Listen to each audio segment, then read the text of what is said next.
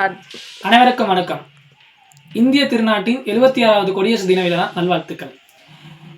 இன்று நாம் குடியரசு தினம் என்று ஒன்று கொண்டாடியுள்ளோம். அது ஏன் எதற்காக கொண்டாடுகிறோம்? வாருங்கள் பார்ப்போம். எனது வாழ்க்கையின் எடுத்துக்காட்டாக விளங்கக்கூடிய ஏவுகணை நாயகன் ஐயா ஏபிஜே அப்துல் கலாம் அவர்களை வணங்கி எனது உரையை உங்களிடம் கூற ஆசைப்படுகிறேன். வாருங்கள் பார்க்கலாம். இந்திய குடியரசு விழா என்பது ஏன் கொண்டாடுகிறோம், எதற்காக என்றால் நீங்கள் கேட்கலாம், இந்தியாவில் சுதந்திர தினம் என்பது 1947 ஆகஸ்ட் திங்கள் 15ஆம் நாளே கிடைத்துவிட்டது, ஏன் இப்பொழுது நாம் குடியரசு தின விழா என்று கொண்டாடுகிறோம்? அனைவருக்குமான கேள்வி அல்லவா? ஏன் குடியரசு தின விழா என்பது இந்த வீடியோவில் நான் பார்க்க போகிறோம். ஏன் என்று சொல்கிறேன், கேளுங்கள். இந்திய திருநாடு 1947ஆம் ஆண்டு ஆகஸ்ட் திங்கள் 15ஆம் நாள் குடியரசு, அதாவது ஆங்கிலேயர்களிடம் இருந்து நமது இந்திய திருநாடு இந்தியர்கள் கைக்கு வசம் வந்தது. அந்த நாளை நாம் சுதந்திர தினம், அதாவது நமக்கு கிடைத்த சுதந்திரம் என்று நாம் நினைத்து அந்த நாளை நாம் சுதந்திர தினம் என்று கொண்டாடி வருகிறோம். இந்த நாளும் கொண்டாடி வருகிறோம்.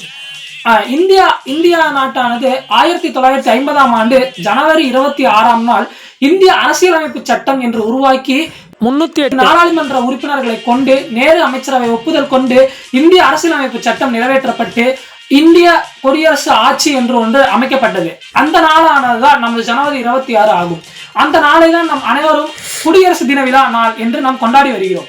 இந்த குடியரசு தின நாள் விழாவில் டெல்லியில் செங்கோட்டையில் குடியரசுத் தலைவர் அவர்களும் நமது தமிழ்நாட்டின் ஜெயின் ஜார்ஜ் கோட்டையில் தலைமைச் செயலகத்தில் நமது ஆளுநர் அவர்களும் கொடியேற்றி சிறப்பிப்பார்கள்.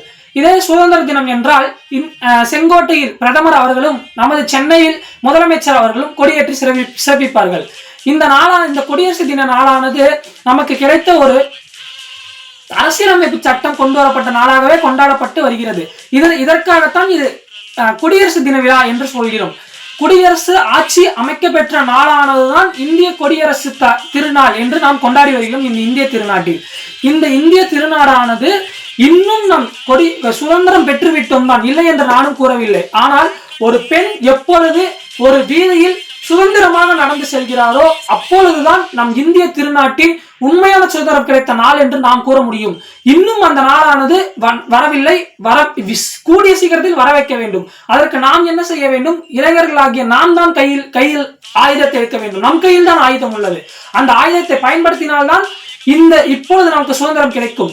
ஏன் இன்னும் சுதந்திரம் கிடைக்கவில்லை என்று சொல்கிறேன்? ஏனென்றால் ஒரு பெண்ணானவள் ஒரு வீதியில் தனியாக இரவு நேரங்களில் எப்பொழுது நடந்து செல்கிறாரோ அப்பொழுதுதான் இந்திய திருநாட்டின் உண்மையான சுதந்திரம் கிடைத்தது என்று நான் கூறுவேன்.